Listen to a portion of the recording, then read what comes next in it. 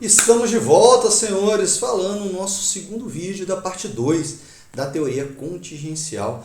Lembrando que nós estávamos falando sobre a estrutura matricial, estrutura essa moderna do século XXI que vem para compor as estruturas empresariais das organizações do terceiro milênio, as organizações mais novas. Lembrando, essa estrutura matricial ela linka, algumas outras estruturas, como a de produtos, a de projetos e gerentes funcionais aí. É uma estrutura híbrida e agora nós vamos ao exemplo dessa estrutura que nós não falamos no vídeo anterior. Você tem aqui a parte de presidência, pesquisa, planejamento, o atendimento aqui, projetos, e aí projetos interligados aos produtos e ao serviço, a programação de mídia, equipe A e equipe B trabalhando. Deixa eu tirar aqui isso daqui que atrapalha, a equipe C. Você tem aí produção gráfica 2, enfim. E a parte aqui das áreas, administração financeira, crédito, tesouraria, contabilidade. Então, uma estrutura mais híbrida trabalhando. Essa é uma das estruturas organizacionais mais novas, das teorias mais novas da administração. Passando aí, a gente tem a abordagem em rede. Professor, o que seria abordagem em rede? É só você tentar lembrar, quando nós falamos de administração, da internet, das coisas interligadas, é só você lembrar da internet, que é tudo interligado, tudo em rede. Essas organizações, elas funcionam dessa forma, conhecido como as Network Organizations, Ou seja, são funções tradicionais interligadas, tradicionais que eu falo no sentido de funções da empresa que já são estabelecidas, interligadas por meio de um núcleo central. Fica mais fácil aqui com o desenho, só mostrando para vocês, companhia central e as suas várias áreas, que funcionam muito como se fosse a departamentalização geográfica que nós vimos lá em teoria neoclássica, tá? Mas vamos voltar para que você possa entender um pouco mais de como se dá essa abordagem em rede das organizações. As unidades de produção, engenharia, vendas, contabilidade, são todas unidades separadas, mas que elas funcionam de maneira interligada, ou seja, todas, por mais distante que elas sejam, interligadas ao núcleo central. Importante aqui a gente falar que essas instituições, esses núcleos espalhados ao redor do globo, eles precisam de estar interligados de tal forma que a comunicação flua diretamente entre todos os canais. Ou seja, cada setor, por exemplo, o setor de produção localizado no Brasil e o setor de produção localizado na China, um tem que entender e saber todas as diretrizes, como o outro funciona. Por quê? Porque os dados precisam ser cruzados, até mesmo para não perder a uniformidade, a homogeneidade das organizações, e a organização assim não perde aquele core business, o negócio principal, o coração principal da empresa, ou seja, não perder o foco, ok? Trabalho essencial fica com a companhia central e o resto, que é meio periférico, aqui é como se, entre aspas, fosse a terceirização. Você vai terceirizando. Aí, você pode fazer de um jeito mais barato e melhor, com uma terceirização. Exemplo que eu sempre gosto de dar é o IFES, que vocês estudam. O IFES ele fica com o principal, contratação de professor, contratação de servidor, e o periférico ele subcontrata, ele terceiriza.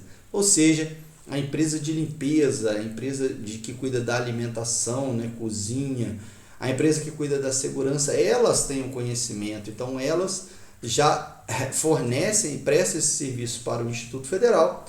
O Instituto Federal contrata a empresa, tanto é que se o Instituto precisar demitir um funcionário ou fazer qualquer alteração, ele vai falar com a empresa, e a empresa que vai fazer esse remanejamento da maneira que ela bem entender melhor, ok? Americanas e OLX terceirizam o setor de logística, tá, pessoal? O setor de logística dessas empresas geralmente são terceirizados. Tanto é que às vezes chega para você algum produto, algum serviço, e você sabe que às vezes não veio dos Correios, mas veio de uma outra empresa terceirizada, ok? Vamos lá, continuando aí.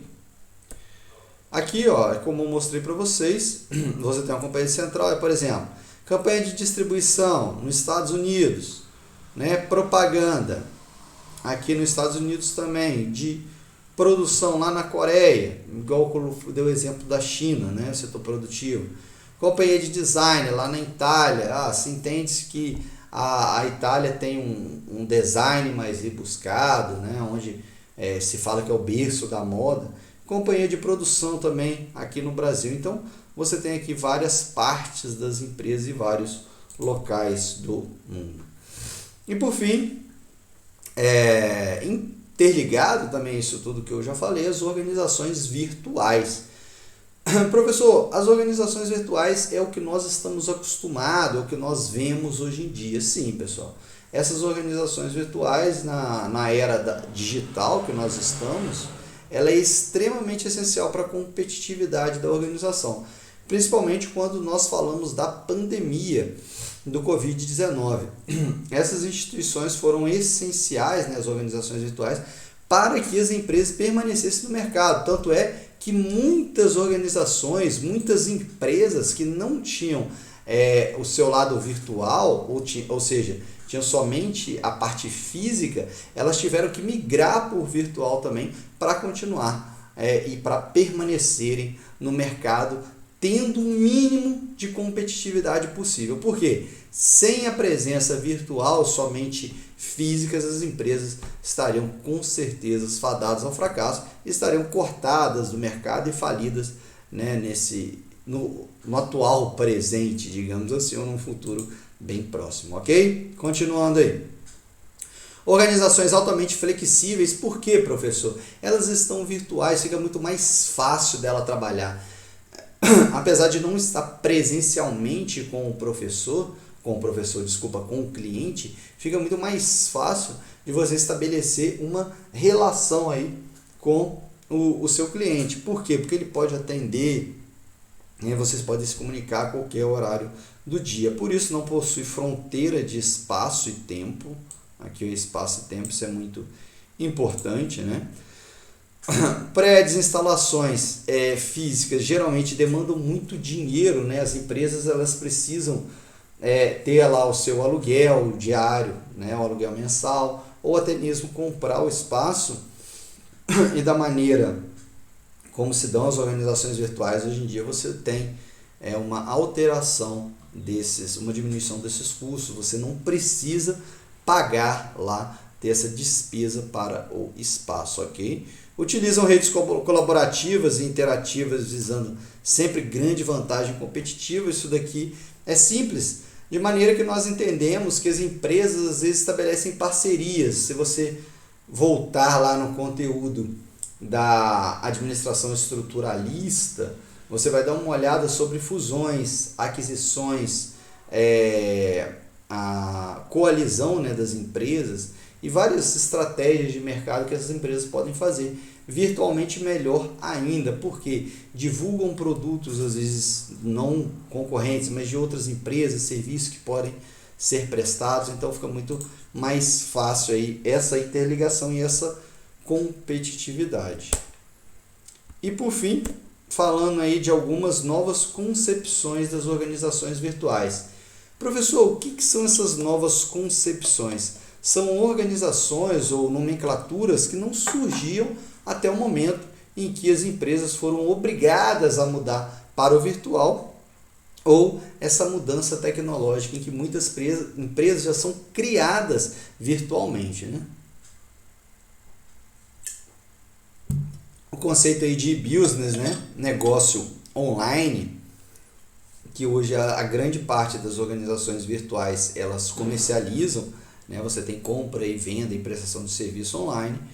O teletrabalho, ou trabalho remoto, ou home office, como nós, professores, fizemos durante muito tempo e muitas empresas tiveram que fazer por conta da pandemia.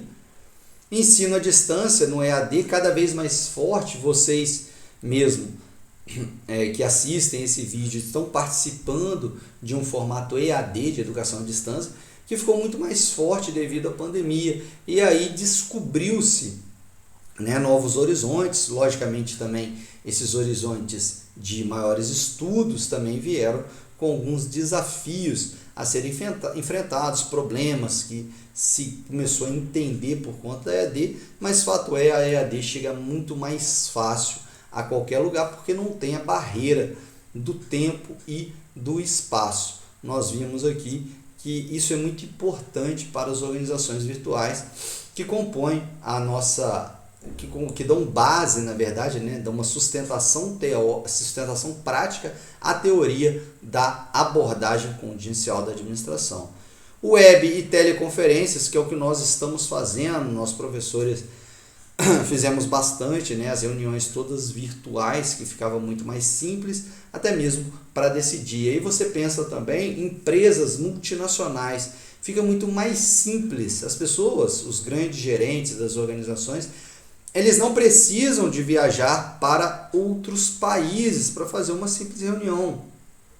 Você tem webconferências que já dá conta disso, a não ser um problema específico que o gerente ou o diretor precisa ir presencialmente. Você tem webconferências onde são tiradas, né, todas as dúvidas, sugestões, são discutidas ideias, então fica muito mais fácil.